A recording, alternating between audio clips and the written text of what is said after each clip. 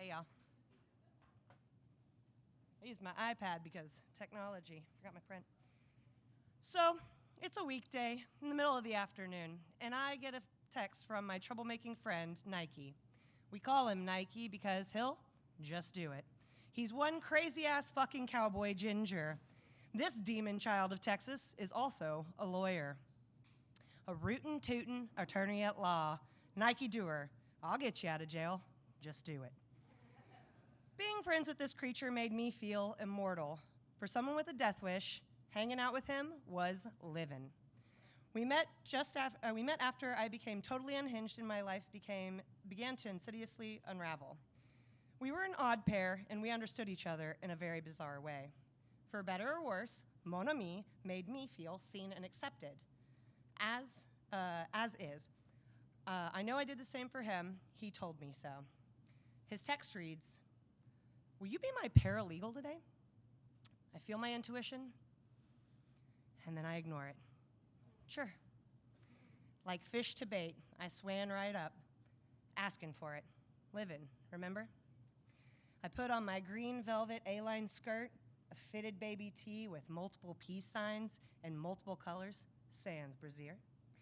I donned my chain necklace with a painted peacock on a 3D half-egg shaped medallion, topped it off with a delicate flower crown on my head, and 5-inch platform slides made of a neutral colored leather. These shoes went with everything. Could dress up an outfit, up or down, and most importantly, they were comfortable as all get out. So now, a lawyer and a paralegal, that's me, allegedly, walk into El Pueblito. We were meeting a new client who was also coming with her friend. So we do introductions on the patio, and the two women were already there sitting and waiting. It's a little awkward. Invitingly, Nike says, "Let me get a round of drinks. Tell the nice garçon what you want." Everyone orders a margarita, except for me. I explain, "I really can't drink today, doer. I got shit to do. I gotta make money sometimes." He laughs thunderously, and then we had a silent conversation. The look I gave him was, "Do I look stupid to you?" The look he gave me back was, "Oh, fucking yes." Grinning motherfucker, overruled. This hombre was luck personified. If luck was an urban leprechaun licensed to protect criminals, you'd have to be drunk or right fucking insane to do his job. I admired him, but I didn't envy him. Our drinks came out and everyone was pleased. Naturally, Nike hollers, "Shots!" The ladies on the other side of the table say, "Yeah." And I mirror them. What is wrong with me? I'm under this dude's spell again. I should at least make it abundantly clear, if you missed this, that I am not a licensed paralegal. In this moment, not to sound redundant, I am an exploited actor. I'm being paid in booze, low reward bribery, and whatever fulfilling morbid curiosity is called.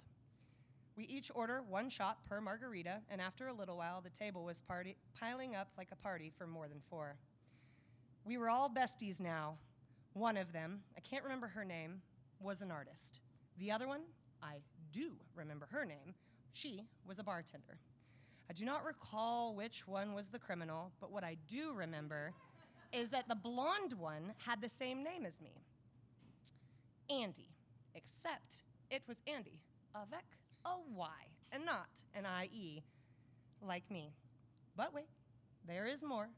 Andy's last name was bad frickin' ass, Phoenix. Her name was Andy Phoenix. According to the internet, Andy Phoenix was a big deal bartender, and I would do anything for her margarita recipe.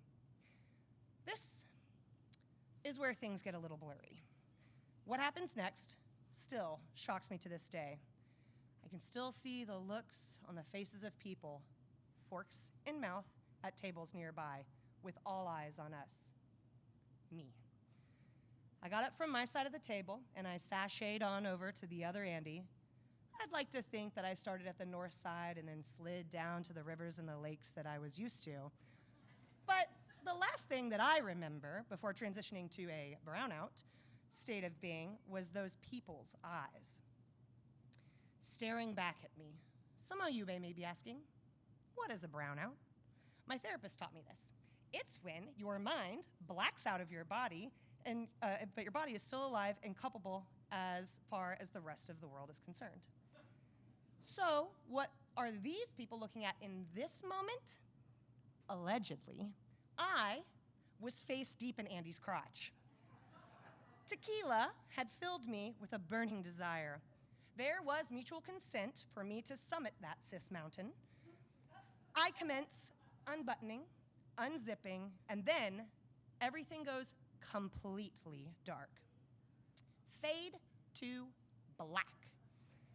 Cut to, I woke up on a floor with a child's fuzzy blanket wrapped around my body, Winnie the Pooh bare ass like an after shower towel. I look around, trying to identify my location and assess the damages. Minor relief comes over me when I realize that I am on Nike Doer's living room floor. I burst into hysterical laughter that went on for several minutes. Bam! Nike Doer storms in the back into the unlocked front door of his place. All suited up, hands me a to-go cup of Back to Reality. Good day, darling. I'm pretty sure he wears the sunshades to hide his bullshit. Nike and I start our investigation of what transpired. According to Nike's phone records, it would appear that we were rejected from several Ubers before finally departing from El Pueblito. Clearly, I had no memory of this part, neither did Nike. I went into a panic when I realized I do not have any of my stuff. Phones, journals, laptop charger, writing utensils, shoes, all missing. The next thing, we locate my skirt and make me relatively decent again. He landed on me wearing his other pair of too big for my feet, genuine cowboy boots, monogrammed with an ND on them. With high hopes, we return to the scene of the incident. The owner guy hands me all of my stuff, as if he was expecting me. Where are my shoes? No. What do you mean, no? You can't have your shoes back. But they're my shoes. What do you mean I can't have my shoes back? The owner guy is not fucking joking. So Nike Doer says, hey, give the lady her shoes back. And again, the guy says, no. By now, I've been through so much and I've had enough, and I need some fucking shoes on my little fucking feet. So, a little drunk from yesterday and surprised I'm not dead or in jail, I work up every nerve to say, we need to negotiate. What do I have to do to get my shoes back? Maybe you can tell us exactly what happened yesterday, and maybe that has something to do why you won't give me my shoes. Please help me understand. The owner guy shakes his head. No, real chill like. To indicate that he will never tell me what happened. He smiled a powerful, knowing smile, and I exhaled my unknowing shame. I just wanted my shoes back. I told him, the shoes were super expensive. You gotta make me an offer I can't refuse. This was a lie. I am a minimalist, and they were a gift. He leaves me marinating at a table and comes back with 3 shot glasses and a fancy-ass bottle of top-shelf tequila. He pours like we're in some kind of Buddhist tea drinking ceremony, respectfully. I don't say anything, and I brace myself for more of the unknown. You will not get your shoes back. They live here now. I will give you 1 free shot of quality tequila every single time you come back here. We will not speak. Nike is smiling, and I have a quick think about it. Doesn't seem like I really have any other choice at this point. The more it sinks in, I'm convinced, over time, this will be the better deal. Tricked into my satisfaction, the deal is made. I swallow my consequential poison and shake hands with the devil and accept that I will never wear those shoes again. I'm still haunted by them all the time. The owner guy strung them up on a nail behind the bar counter on the right wall, like sneakers on a wire, but with rope to make up for the fact that there are no laces. I miss them more than my cats. Don't tell anybody that, though. People are so judgy.